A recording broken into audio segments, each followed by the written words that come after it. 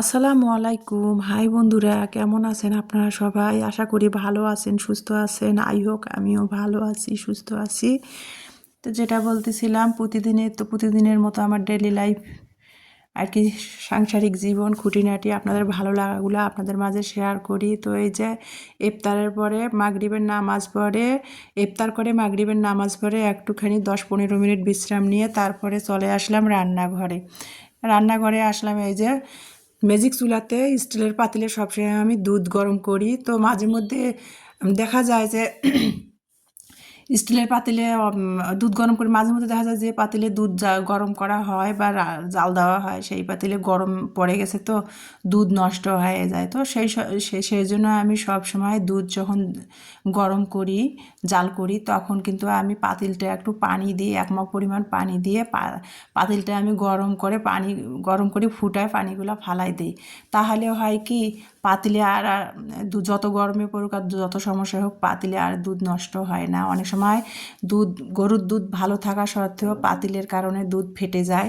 তো সেই জন্য আমি সব সময় আর কি, যেহেতু আমার কেনা দুধ রোজ করেছি, সেই জন্য আর কি কেনা জিনিস নষ্ট করব, হেলাফেলা করব কেন, এই জন্য আমি সবসময় সাবধানতার সাথে আর কি সব কিছু করি। এই যে দুধ গরম করতেছি, পাতিলটা কিন্তু 1 মগ পানি দিয়ে আমি ভালো করে বলক এনে পানিটা ফুটায় পাতিলটা থেকে ফালাই দিয়ে, তারপরে পাতিলটায় দুধ ছেঁকে 500 গ্রাম দুধ ছেঁকে পাতিলটাতে দিলাম, দিয়ে ম্যাজিক চুলাতে বসাই দিলাম।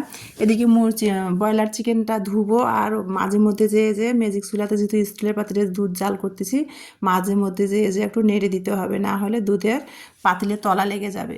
তো যাই হোক, এভাবে ম্যাজিক চুলাতে দুধটা জাল করে নিলাম বলক আসা পর্যন্ত। তারপরে এই যে দেখতে পাচ্ছেন ব্রয়লার চিকেনটা ভালো করে ধুয়ে আমি রান্না করতেছি আলু দিয়ে আর কি, হল্যান্ডার আলু দিয়ে ব্রয়লার চিকেন ঝাল ঝাল একটু করে রান্না করব।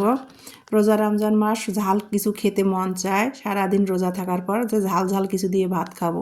কিন্তু আসলে ঝাল ঝাল কিছু খেতে মন চাইলে কি আমাদের সারাদিন রোজা থাকার পর ঝাল ঝাল কোনো কিছু খেতে ইচ্ছা করে? বলে ইচ্ছা করলেও কি খেতে পারি? পেটে সয় না, পেটে সহ্য হবে না। সারাদিন রোজা থাকার পর ঝাল কোনো কিছু খেলে তো পেটে সহ্য হবে না। এটা আমার ক্ষেত্রে না, এটা সবার ক্ষেত্রেই। তো যাই হোক, যেটা বলতেছিলাম, এই যে ঝাল ঝাল করে ব্রয়লার চিকেনটা আলু দিয়ে রান্না করতেছি। আর ব্রয়লার চিকেন তো এই জন্য ভাবলাম যে আলুয়ে ব্রয়লার চিকেনে একসাথে কষিয়ে রান্না করব, কারণ ব্রয়লার চিকেন কষাতেই সিদ্ধ হয়ে যায়। সেজন্য ভাবলাম যে আলুয়ে ব্রয়লার চিকেনে একসাথে কষিয়ে রান্না করব, আলাদা করে আর কি চিকেন কষায় তারপরে আলুটা দিব না। তো যেই কাজ শেষ কথা, সেইভাবে আর কি আমি ব্রয়লার চিকেনটা রান্না করলাম। আর ব্রয়লার চিকেনটা চুলায় বসিয়ে দিয়েছি, চুলার জালটা আর কি মাঝামাঝি দিয়ে আমি গ্যাসের চুলাটা, ম্যাজিক চুলাটা, সিং সব কিছু ইফতার করার পর প্লেট বাটিগুলো ছিল সেগুলো কিন্তু ধুয়ে নিয়ে তারপরে সব কিছু সিং, চুলার পার, রান্নাঘর সব এগুলো পরিষ্কার করে নিচ্ছে। আর ম্যাজিক চুলা আর চুলার মধ্যে, গ্যাসের চুলার মধ্যে এদিকে ব্রয়লার চিকেনটা হচ্ছে, দেখতেই পাচ্ছেন চুলার জালটা আমি মাঝামাঝি দিছি একবারে দিয়ে, এদিকে ব্রয়লার চিকেনটা আর কি রান্না হচ্ছে, আর আমি পাশে অপর সাইডে অন্যান্য কাজগুলো করে নিচ্ছি। ম্যাজিক চুলাটা সাবান দিয়ে পরিষ্কার করে নিলাম, গ্যাসের চুলাটা পরিষ্কার করে নিলাম, সিঙ্কটা পরিষ্কার করে নিলাম, রান্নাঘরের ফ্লোরটা একটু মুছে নিলাম, নিয়ে ক্লিন করে তারপরে এই যে এইদিকে অন্যদিকে আর কি এই যে ব্রয়লার চিকেনটাও হয়ে গেল, একটু মাখা মাখা ঝাল ঝাল করে রান্না করলাম আলু দিয়ে ব্রয়লার চিকেনটা। অপর সাইডে আমার কাজগুলোও ভালো, আর ব্রয়লার চিকেনটাও এদিকে হয়ে গেল। তারপরে আমি ব্রয়লার চিকেনটা একটু ভাজা জিরার গুঁড়া উপরে ছড়াই দিলাম স্বাদ ও ফ্লেভারের জন্য, দিয়ে নামাই নিলাম।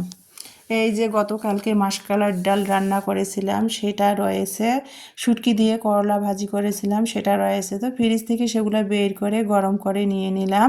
মাসকলার ডাল, শুটকি দিয়ে যে আমি করলা ভাজি করছি সেটা, আর ব্রয়লার চিকেনটা অল্প করে আলু দিয়ে ঝাল ঝাল করে রান্না করছি, আর এই যে 500 গ্রাম দুধ জাল করে নিলাম সেটা। তো এটা দিয়ে আজকে আমরা চিংড়ি খাবো। আজকে 20 রমজানের চিংড়ি 20 রমজান চিংড়ি খেয়ে রোজার নিয়াত ধরবো। তো সেটাই আর কি টেবিলে রেডি করে নিলাম। 9:30 বেজে গেছে, তারাবির নামাজের জন্য প্রস্তুতি হচ্ছে, টেবিলে খাবারটা দিয়ে দিলাম, দেখতে পাচ্ছেন। আর আমার মেয়েরা তো সেহরিতে দুধ কলা ছাড়া কিছুই খেতে চায় না, তারপরে রান্না করলাম যদি একটু ঝাল কিছু খেতে চায় খাবে, আর আমি একা মানুষ কত আর খাবো। আর রমজান মাস সেহরিতে কোনো কিছু বেশি খাওয়াও যায় না। ঘুম থেকে উঠে সেহরির সময় কিন্তু কোনো কিছু খেতে ইচ্ছা করে না, আর বিশেষ করে আমার কাছে। আর কি বলবো, আর সন্ধ্যা রাতে তো সেরকম খাওয়া হয় না ইফতারের পর ভাত বা কিছু কোনো কিছুই। সারাদিন রোজা থাকার পর কিন্তু এক গ্লাস শরবত বা ডেজার্ট কোনো কিছু খেলে কিন্তু আর কোনো কোনো কিছুই রোজা ভাঙার পর খেতে ইচ্ছা করে না। তো যাই হোক, রান্নাটা ব্রয়লার চিকেনটা রান্না এটা ছিল গতকালকে চেহারির জন্য রান্না করেছিলাম। 20 রমজান আজকে রোজা রেখেছি। আর এই যে দেখতে পাচ্তেছেন 19 রমজান। আর এখানে আমি এখানে কি করতেছি, এই যে আজকে রোজ শুক্রবার, সবাইকে জানাই জুমা মোবারক। তো এই যে শুক্রবার ইলমার তো আর টিচার আসবে না, সেই জন্য ভাবলাম যে বিছানার বেডশিটটা ইলমার বাবা যেহেতু 24 তারিখে চলে আসবে, তো ভাবলাম একটু একটু করে, আর ঈদও যেহেতু আর বেশি দিন নাই, সেই জন্য ভাবলাম যে, আর আমার বাসায় যেহেতু কোনো হেল্পিং হ্যান্ড নাই, সেই জন্য ভাবলাম যে একটু একটু করে সব কাজগুলো গুছিয়ে নেই। আর ইলমার বাবা বাসায় আসলে তো কোনো কাজে ঠিক মতো করা হবে না। তো যাই হোক, সেই জন্য আর কি বলতেছিলাম যে এখন মানে কাজগুলো একটু একটু করে নেই। তো সকাল 10টা থেকে শুরু করলাম বাসার ঝাড়মোছ গোছগাছ করা। জ্বালানাগুলো আর কি শীত ছিল, এতদিন শীতের কারণে তো জ্বালানা খোলা হয়েছিল না, থাই গ্লাস। তো এখন তো গরম পড়ে গেছে, জ্বালানার গ্লাস খুলে দিতে হয়। আর দেখেন বাতাসে কীরকম ময়লা আসে, আর ইদানিং তো খুবই বাতাস হচ্ছে, বাতাস বইতেছে যেহেতু বসন্ত ঋতু, প্রচুর বাতাস বইতেছে, সেই জন্য জানলা দিয়ে অনেক ময়লা আসে। যার গরমের কারণে জানলা খোলা হয়, তার মধ্যে আরও ময়লা আসে। সেই জন্য আর কি ভাবলাম যে সামনে যেহেতু ঈদ, সেই জন্য ভাবলাম যে ধোয়া মোছাগুলো একটু একটু করে নেই। আর ইলমার বাবা আসলে তো আরও হবেই না এগুলো করা, ওকে সময় দিতে হবে। সেই জন্য আমি এই যে জানলাগুলো সকাল 10টা থেকে শুরু করলাম। জালানার থাই গ্লাস গ্রিল এগুলো পরিষ্কার করে তারপরে বিছানার বেডশিটটা তুলে কেচে দেবো। আজকে সামনের রুমের বিছানার বেডশিটটা পরিষ্কার করে দিব। তারপরে আস্তে আস্তে করে পুরো বাসার কাজগুলো একটু একটু করে গুছিয়ে নিব। তো এই যে দেখতে যেই কাজ সেই কথা সেটাই করতেছি, আর আপনাদের সাথে একটু শেয়ার করার চেষ্টা করতেছি। বিছানার আর আমি সবসময় যখন বিছানার বেডশিট তুলি পরিষ্কার বেডশিট বিছাই দেই বিছানায়, তার আগে কিন্তু আমি সবসময় ফ্যান পরিষ্কার করে নেই। আর শীতকালে এতদিন ফ্যান পরিষ্কার করে নেই, 2 মাস ফ্যান পরিষ্কার করা হয়নি, কারণ ফ্যানে বাতাস খাওয়া হয়নি, ফ্যান ছাড়া হয়নি, সেই জন্য ফ্যান পরিষ্কার ছিল। আর এখন গরম পড়েছে, এখন তো টুকটাক একটু আধটু করে ফ্যান ছাড়া হবে, সেই জন্য আর কি ফ্যান আমার 15 দিন পর পর ফ্যান পরিষ্কার করতে হবে। তারপরেও মনে হবে যে আমি কতদিন ধরে এগুলো পরিষ্কার করি না, এরকম মনে হয়, অনেক ধুলা। তো বিছানার বেডশিটটা তুলবো, সেই জন্য ফ্যানটাও আর কি অফ ক্যামেরাতে পরিষ্কার করে নিয়েছি। আর বিছানায় দাঁড়ায় ফ্যান পরিষ্কার করা, আপনাদের সাথে ভিডিও শেয়ার করা দেখতে খারাপ দেখা যায়, সেই জন্য আর কি আমি ফ্যান পরিষ্কার করা আর অন্যান্য কাজ অফ ক্যামেরাতে করে নিয়েছি। তো জ্বালানাগুলো পরিষ্কার করতেছি, আর সেটাই আপনাদের সামনে আর কি ভিডিওতে শেয়ার করতেছি। আর A to Z সব কিছু কিন্তু ভিডিওতে আপনাদের সাথে শেয়ার করা সম্ভব হয়ে ওঠে না, ভিডিও অনেক লং হয়ে যায়। তারপরেও আজকের ভিডিও অনেক লং হয়েছে অন্য অন্য দিনের চেয়ে। তো প্লিজ বন্ধুরা আমার ভিডিওটা ধৈর্য সহকারে দেখবেন। যদি সময় না পান অন্য সময় করে নিয়ে ভিডিওটা দেখবেন, কিন্তু টেনে টেনে ভিডিওটা দেখবেন না। টেনে টেনে ভিডিও দেখলে ভিডিও সব কিছু নষ্ট হয়ে যায়। সারাদিন রোজা থাকার পর অনেক কষ্ট করে ভিডিওগুলো করা হয়, রোজা নিয়ে ভিডিও করে আপনাদের সাথে শেয়ার করা হয়। সেজন্য আপনাদের কাছে রিকোয়েস্ট, ভিডিও টেনে টেনে দেখবেন না, আর ফুল ভিডিও দেখে ওয়াচ করে তারপরে ভিডিও থেকে আপনারা বেরিয়ে যাবেন পারলে। আর ভিডিও যদি ভালো লেগে যায় তাহলে প্লিজ লাইক সাবস্ক্রাইব কমেন্ট করে আপনার আশেপাশে যারা আছে তাদের সাথে শেয়ার করে আমার পাশে থাকবেন। আমিও সময় সুযোগ করে আপনাদের পরিবারে চলে যাব। তো যাই হোক, যেটা বলতেছিলাম আর কি, এই যে আমি এখন এই যে বিছানার জ্বালানা পরিষ্কার করলাম, ফ্যান পরিষ্কার করলাম, তারপরে এই যে বিছানার বেডশিটটা তুলে নিয়ে আসলাম। তো এখন বিছানার বেডশিট এখন পরিষ্কার বেডশিট আর বিছাই দিলাম না, ভাবলাম যে ময়লা বেডশিটটা আগে তুলে বাথরুমে ভিজাই দিয়ে আসি, তারপরে আর একটা পরিষ্কার বিছানার বেডশিট বিছানায় পেরে দেবো। আগে কাপড়গুলো ভিজাই দিলাম। আর দেখেন আজকের ওয়েদার দেখেন, সকাল থেকে আজকের ওয়েদারটা দেখেন, মানে বৃষ্টিও নাই রোদও নাই, আকাশটা কীরকম মেঘলা হয়ে আছে। আর বসন্ত ঋতু, চারিদিকে গাছে গাছে দেখেন আমের মুকুল বের হয়েছে, লিচুর মুকুল বের হয়েছে। আমি রান্নাঘরের জানালা দিয়ে সেই ভিডিওটাই আপনাদের সাথে শেয়ার করে দিলাম। মানে সকাল থেকে আকাশটা কীরকম থমথমে হয়ে আছে, বাতাসও নাই রোদও নাই বৃষ্টিও নাই, মানে মেঘ হয়ে থমথমে হয়ে আছে আকাশটা। তো রান্নাঘরে আসছে যে ডাল ভিজিয়েছি, তো সেটাই আপনাদের সাথে জানলা খুলে রান্নাঘরের আপনাদের সাথে থাই গ্লাসটা খুলে আপনাদের সাথে ভিডিওতে শেয়ার করে দিলাম আজকের ওয়েদারটা। তো যাই হোক, যেটা যেটা বলতেছিলাম, সিহেরির সময় কিন্তু সিহেরি খেয়ে না ফজরের নামাজ পড়ে তারপরে একটু ঘুমাইছি, না ঘুমালে তো হয় না, একটু ঘুমাতে হয়। ঘুমাইছিলাম 10টার দিকে, ঘুম থেকে উঠে কী কী করলাম সেটা তো আপনাদের সাথে শেয়ার করে দিলাম। তো বেডশিটটা বাথরুমে ভিজায় তারপরে চলে আসলাম রান্নাঘরে। ভাবলাম যে ডালটা ধুয়ে বেডশিটটা 5 মিনিটের মতো ভিজুক, ডালটা ধুয়ে পানি ঝরাতে দেই। ডাল যেহেতু ব্লেন্ডার করি আমি সবসময়, পাটার মধ্যে বাটি না। তো ডালটা ভিজাইছিলাম চেহারির সময়। আগে মসুরের ডালে আর আতপ চালে আমি 2 মুঠো আতপ চাল দিয়েছি, মানে 2 মুঠো মসুরের ডাল দিয়েছি, দিয়ে আলাদা একটা গামলার মধ্যে ভিজায় রাখছিলাম। আর খেসারির ডাল দিয়ে সবসময় যেহেতু বড়া খাই, খেসারির ডালটা নিয়ে আসছিল ইলমান বাবা। খেসারির ডালটা জানি কেমন জানি খোসা খোসা কালো কালো খেসারির ডালটা। তো ভিজানোর আগে আমি ভালো করে ঝেড়ে ভিজাই দিছি, তারপরে খোসা খোসা, সেই জন্য মসুরের ডালে আর আতপ চালে আলাদা ভিজাইছি। আর খেসারির ডালটা আমি আলাদা করে আরেকটা বাটিতে ভিজাই রাখছিলাম। তো খেসারির ডালটা ভালো করে পরিষ্কার করে নিয়েছিলাম, ভিজছে তো। এখন খেসারির ডালের কিছু কিছু ডালের গায়ের মধ্যে খোসা বেজেছিল, সেই খোসাগুলো একটু পরিষ্কার করলাম। করে তারপরে এখন মসুরের ডালে, আতপ চালে, খেসারির ডালে সবগুলাই একসাথে মিশ্রণ আমি ভালো করে ধুয়ে একটা জারির মধ্যে পানি ঝরাতে দিলাম। দিয়ে এই যে ম্যাজিক চুলাটা সরাই নিলাম, নিয়ে আমি এখানে ব্লেন্ডারটা সেটিং করতেছি। আর আমার রান্নাঘরে কিন্তু সানসেট একটা, মানে সেলফ একটা দিছে, এই যে সেটা সিংয়ের পাশে আর কি একটুখানি জায়গা ছিল, 2 চুলা বসাইছে, আর পাশেই তো সিং, আর কোনো জায়গা নেই। সেই জন্য আমি একটা টি টেবিল আর কি, ছোট্ট একটা টি টেবিল রান্নাঘরে সেটিং করে ম্যাজিক চুলাটা বসাই, ম্যাজিক চুলায় রান্না বান্না করি, তরকারি গরম করি। তো ম্যাজিক চুলাটা তো সরাই নিয়ে ওখানে আমি ব্লেন্ডারটা সেটিং করে প্লাগের মধ্যে সুইচ দিয়ে এখন আমি মশলা গুঁড়া করব। আপনারা আমার ভিডিওতে তো যারা আমার পরিবারের সাথে আছেন তারা তো দেখেন, আমি রান্না শেষেও মাংসের মধ্যে বা মাছের মধ্যে কিন্তু আমি ভাজা জিরার গুঁড়াটা ব্যবহার করে থাকি। তো ভাজা জিরার গুঁড়া কালকে আমি চিকেন রান্না করছি, শেষ হয়ে গেছে, ভাজা জিরার গুঁড়া নাই। তো জিরা ভেজে একটু ব্লেন্ড করে নিলাম, নিয়ে একটা খাতার পাতার মধ্যে ছড়াই দিলাম, ঠান্ডা হলে কৌটার মধ্যে ভরবো। অপর সাইডে কিন্তু আমি ধনিয়া, জিরা, মহুরি, এটা হলো রাঁধুনি মশলা, সব পরিমাণ মতো করে করে নিয়ে আমি এখন ভাজবো। মানে ধনিয়া, জিরা, সরি, রাঁধুনি মশলা, মেথি, রাঁধুনি মশলা, জিরা আর মহুরি কিন্তু আমি ভাজবো না, মানে কড়াইটা গরম করে একটু হালকা আঁচ দিয়ে নিব, মানে কড়াইয়ের মধ্যে গরম করে একটু মশমশা করে নিব। যেহেতু আমি আগেই রোদে শুকায় রেখে দিয়েছিলাম, তারপরে একটু মানে গরম কড়াইটার মধ্যে দিয়ে একটুখানি কড়াইটা গরম করে তারপরে চুলাটা বন্ধ করে দিয়ে গরম কড়াইয়ের মধ্যে দিয়ে একটুখানি গরম করে নিব। গরম করলে জিরা, মহুরি আর রাঁধুনি মশলাটা মশমশে হবে, ব্লেন্ডার করলে তাতে মানে মিহি হবে, ভালো পাউডার হবে আর কি। তো যাই হোক, আমি কিন্তু এর আগে কিন্তু এই যে আমি ধনিয়া ভেজে নিয়েছি, ধনিয়াটা ভেজে নিয়েছি এর জন্য। আর এই যে জিরা, মহুরি আর রাঁধুনি মশলা কিন্তু আমি ভাজি নাই, গরম কড়াইয়ের মধ্যে দিয়ে দিছি। আর ধনিয়াটা ভেজে নিয়েছি, ধনিয়া দিয়েছি আমি 100 গ্রামের মতো। তারপরে পরিমাণ মতো রাঁধুনি মশলা, মহুরি আর জিরা দিয়ে আমি এই যে 1 মাসের জন্য আমি গুঁড়া মশলা ব্লেন্ড করে নিচ্ছি। যেহেতু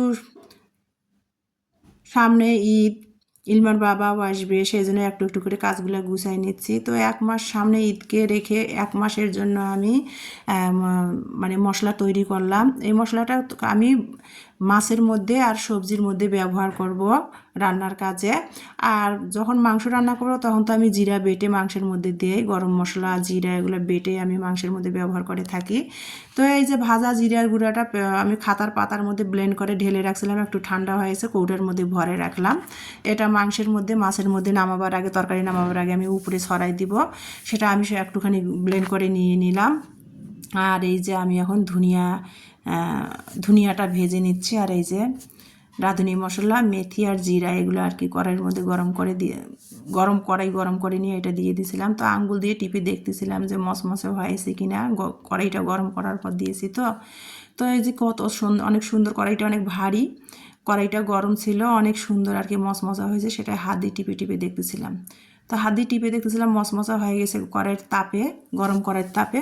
তো ধনিয়াটা ভেজে কিন্তু আগে আমি খাতার পাতায় ঢেলে রেখে দিয়েছিলাম। তারপরে এই যে রাঁধুনি মশলা, মহুরি আর জিরা পরিমাণ মতো সব নিয়েছি, নিয়ে আমি এই যে ভাজা ধনিয়ার মধ্যে দিয়ে একসাথে এখন মিশিয়ে নেব হাতের সাহায্যে।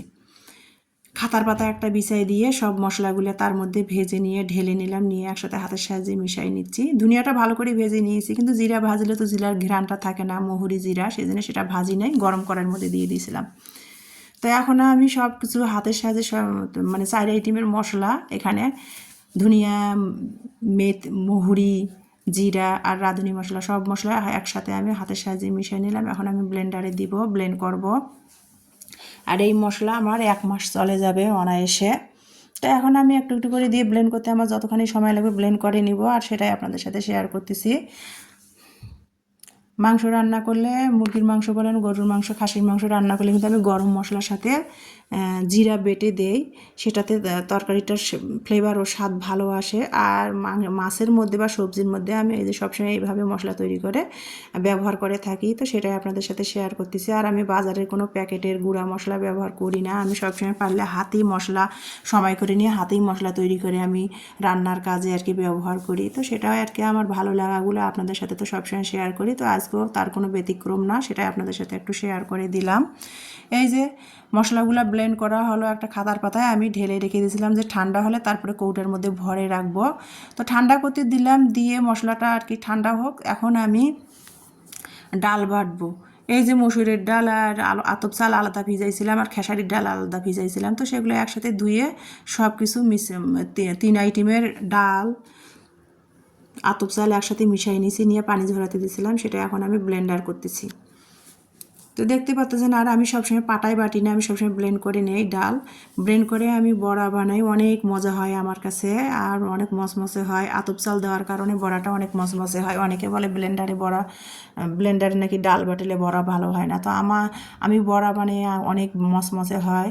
তার মধ্যে আতপ চাল দেওয়া থাকে, তো বড়াটা অনেক মচমচে থাকে, আর 3-4 ঘন্টা বড়াটা মচমচে এসে থাকে। তো এই যে ব্লেন্ডার করতেছিলাম, আর অপর সাইডে কিন্তু আমি কিন্তু এই যে মশলাটা, যে জিরা, ধনিয়া, রাঁধুনি মশলা, মহুরি দিয়ে যে মশলাটা তৈরি করলাম, 4 আইটেমের মশলা একসাথে মিশ্রণ করে যে মশলাটা গুঁড়া করলাম, সেটাই কিন্তু আমি এখন কৌটার মধ্যে ভরে নিলাম। ভরে নিয়ে এই যে ডালটা আমার ব্লেন্ড করা হয়ে গেল। তো ডালটা দেখেন, আমি আমার সুবিধার্থের জন্যে বক্সে সবসময় ডাল রাখি। একদিন ডাল বেটে আমি অনায়াসে 1 সপ্তাহের জন্য করে নেই। তো ফ্রিজে, আমার ছোট ফ্রিজে জায়গা নাই, যেহেতু মরিচ টমেটো সংরক্ষণ করেছি, ফ্রিজে জায়গা হয় না, সেই জন্য আর কি এই যে পলিথিনে করে করে একটা করে পোটলা করলাম, পরিমাণ মতো করে করে আমি একটা করে পোটলা একদিন ব্যবহার করব ইফতারের কাজে। তো ওভাবে আর কি আমি 4-5টা পোটলা করলাম, পলিথিনের মধ্যে করে করে করে বেঁধে তারপরে এই যে ফ্রিজের মধ্যে রাখতেছে। দেখেন আমার ফ্রিজটা এতটাই ছোট, মানে আমার ফ্রিজটা 10 সিফটির আর কি, ছোটো ফ্রিজে জায়গায় হয় না, তো ডালগুলো কোথায় রাখবো সে চিন্তা করতেছিলাম। তো তারপরে আর কি একটা দুধের বোতল বের করে নিলাম, লিকুইড দুধের বোতল বের করে ডাল বাটাগুলো ফ্রিজে রেখে দিলাম। অনায়াসে আমি 1 সপ্তাহ সেই ডাল বাটাটা ব্যবহার করবো ইফতারের কাজে। আর প্রতিদিন তো মাঝে মধ্যে বড়া ভাজা পোড়া করি না আর কি। তো এই যে দেখেন ডালটা বেটে ফ্রিজে রেখে দিলাম, বাকিটা আমি নিয়ে নিলাম পরিমাণ মতো ইফতারের জন্য, আজকে ইফতারের জন্য। তো আর এই যে এখন ছোলা আর কি আমি রান্না করব, ছোলাটাও সেহরির সময় ভিজায় রাখছিলাম, ছোলাটা ভালো করে ধুয়ে নিলাম।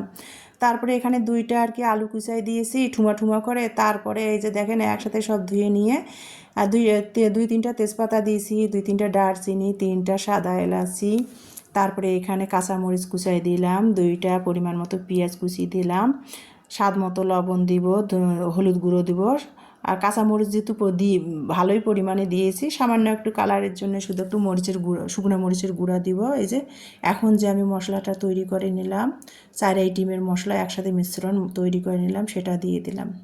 আর আমি তো সবসময় হাতে এভাবেই মশলা তৈরি করি, আমি বাজারের কোনো মশলাই আমি খাই না। বাজারের মশলা কেন জানি আমার ভালো লাগে না, মানে গুঁড়া মশলাটা।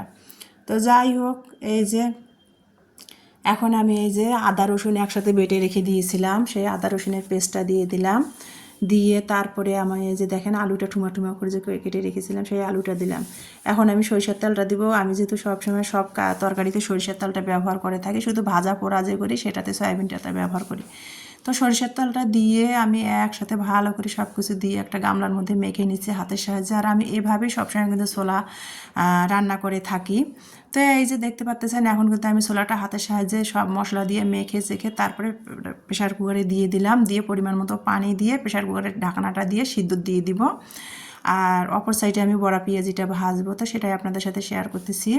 এখন প্রেশার কুকারে পরিমাণ মতো পানি দিয়ে দিলাম, দেখেন হাতে মেখে চেখে দিয়ে দিছি, আর কত সুন্দর একটা কালার আসছে। কাঁচামরিচ দিয়ে রান্না করলে হবে কি, দেখেন কত সুন্দর একটা কালার আসছে। আমি মাংস ছাড়া সব তরকারিতে কিন্তু সব কিছুতে আমি কাঁচামরিচটা ব্যবহার করে থাকি। তা দেখেন প্রেশার কুকারের ঢাকনাটা দিয়ে আমি গ্যাসের চুলাটা জ্বালিয়ে দিলাম, যে গ্যাসের চুলায় ছোলাটা সিদ্ধ হোক প্রেশার কুকারে। আর অপর সাইডে আমি বড়া পেঁয়াজির যে পেঁয়াজু ভাজবো, পেঁয়াজু যে সব কিছু ব্লেন্ডার করে পলিথিনে করে ফ্রিজে রেখে দিলাম। আর আজকের জন্য ইফতারের জন্য আমি এই যে পরিমাণ মতো নিয়ে নিছি ডাল বাটাটা। তো আমি পেঁয়াজু সবসময় ভাজার জন্য কিন্তু আমি সবসময় আলু কুচাই দেই, মানে এখানে 2টা বড় সাইজের পেঁয়াজ কুচাই দিয়েছি, একটা কিন্তু মাঝারি আকারের আলু কুচাই দিয়েছি, কাঁচামরিচ কুচাই দিয়েছি। আর আমি সবসময় পেঁয়াজু ভাজলে আমি সবসময় কিন্তু আলু কুচি করে দিই, তাতে পেঁয়াজুটা আরও অন্যরকম একটা স্বাদ হয়, মসমসে থাকে, আমার কাছে ভালো লাগে। মানে পেঁয়াজটায় আলুটায় আর কি সব সীমিত হয়ে গেল, বেশি পেঁয়াজ লাগলো না। আবার আলুটাও দিলাম, আলুটাও আর কি ভালো হবে, সেই জন্য আর কি আমি আলু পেঁয়াজ একসাথে দিয়ে দিলাম, কাঁচামরিচ কুচাই দিলাম, হলুদ গুঁড়ো, মরিচ গুঁড়ো, ধনিয়া জিরার গুঁড়া, আর এই যে একটু আদা রসুনের পেস্ট দিয়ে দিলাম। দিয়ে এই যে দেখতে পাচ্ছেন হাতের সাহায্যে ভালো করে মেখে নিয়ে তারপরে এখন চুলার মধ্যে তেল দিয়েছি, তেলটা গরম হচ্ছে। আর অপর সাইডে আমি পেঁয়াজটা হাতের সাহায্যে মেখে নিলাম, নিয়ে এখন আমি গোল গোল শেপ করে গরম তেলের মধ্যে ঢেলে দিব, সেটাই আপনাদের সাথে শেয়ার করতেছি। আবারও বলতেছি বন্ধুরা, প্লিজ প্লিজ প্লিজ ভিডিওটা টেনে টেনে দেখবেন না, ভিডিওটা একটু সময় নিয়ে প্রয়োজনে দেখবেন। অনেক কষ্ট করে কিন্তু সারাদিনে রোজা নিয়ে অনেক কষ্ট করে কিন্তু ভিডিওগুলো করে আপনাদের সাথে শেয়ার করার চেষ্টা করি। সেই জন্য আপনাদের কাছে একটাই রিকোয়েস্ট, ভিডিওটা ধৈর্য সহকারে দেখবেন, ভিডিওটা দেখে ফুল ওয়াচ করে দিবেন। আমিও আপনাদের পরিবারে সবসময় যাওয়ার চেষ্টা করি, যাই আপনাদের ভিডিওগুলো সবসময় লাইক দিয়ে কমেন্ট করে ফুল ওয়াচ করে চলে আসি, তার কোনো ব্যতিক্রম আপনারাও করবেন না প্লিজ। তো যেটা বলতেছিলাম, আমি বড়াটা আর কি পেঁয়াজুটা ভেজে নিলাম গোল গোল করে, আর এদিকে অপর সাইডে দেখতে পাচ্ছেন ছোলাটা সিদ্ধ হয়ে গেছে, প্রেশার কুকারে গ্যাসের চুলাতে দিয়েছিলাম। এখন ছোলাটা একটু নাকড়ি দিয়ে 2টা কষা দিয়ে ভালো করে এই যে কষিয়ে তারপরে নামাই নিলাম, গ্যাসের চুলাটা বন্ধ করে দিলাম, ছোলাটাও আমার হয়ে গেল সিদ্ধ। আর এদিকে এখন আমি পেঁয়াজুটা ভাজা হয়ে গেছে, এদিকে একটু বেগুনি বানাবো। ওই যে বলছিলাম আমরা অ্যালার্জি সমস্যা, কিন্তু ইলমা রোজা আছে, ইলমার তো আর অ্যালার্জি নেই, আমার আর ইমানের মাঝে মধ্যে অ্যালার্জির সমস্যা দেখা দেয়, এই জন্য অ্যালার্জি জাতীয় জিনিসগুলো কিছু খাই না। কিন্তু ইলমা ছোটো মানুষ, ও রোজা আছে, ও কেন এগুলো থেকে বঞ্চিত থাকবে, ওর জন্য একটু বেগুনি বানাচ্ছিলাম। তো বেগুনি বানার জন্য এখানে কিন্তু মরিচ গুঁড়ো, হলুদ গুঁড়ো, স্বাদ মতো লবণ, মানে আতপ চালের গুঁড়া, বেসন পরিমাণ মতো করে দিয়ে সব কিছু দিয়ে একসাথে মিশ্রণটা মেখে নিলাম। আর একটু পেঁয়াজু ভাজলাম, তেলটা গরমে আছে, সেখান থেকে 1 টেবিল চামচ তেল আমি এই বেসনের বেটারটার মধ্যে দিলাম, দিয়ে নেড়ে চেড়ে এই যে দেখেন বেগুনিগুলো ভেজে নিচ্ছিলাম। আর কত সুন্দর তুলতুলে নরম মচমচে হয়েছে বেগুনিটা গরম তেলটা দেওয়ার কারণে। তো একে একে আমি বেগুনিগুলো সব ভেজে নিচ্ছি, বেশি বানাই নেই, পরিমাণে বানিয়েছি পরিমাণ মতো, যেহেতু ইমানি খেলে খাবে। তো এই যে পেঁয়াজু বেগুনি হয়ে গেল, গাজর, শসা, টমেটো সব কিছু ফল ফ্রুটস কেটে নিয়েছি। তো এই আমাদের আজকে ইফতার আয়োজন। তো এখন বেশি সময় নেই, 10 মিনিট আছে ইফতারের। তো এখন ইফতারের জন্য শরবতটা ঢেলে নিচ্ছি। শরবত ঢালতে ঢালতে আপনাদের মাঝ থেকে বিদায় নেব। প্লিজ আমার ভিডিওটা ধৈর্য সহকারে দেখবেন, আমিও সময় সুযোগ করে আপনাদের পরিবারে চলে যাব। আর আমার ভিডিওটা দেখার জন্য আপনাদের অসংখ্য অসংখ্য ধন্যবাদ। নেক্সট ভিডিও দেখার আপনাদের সবাইকে আমন্ত্রণ জানিয়ে আজকে এখানে ইতি টানবো। সবাই ভালো থাকবেন, সুস্থ থাকবেন। আল্লাহ হাফেজ।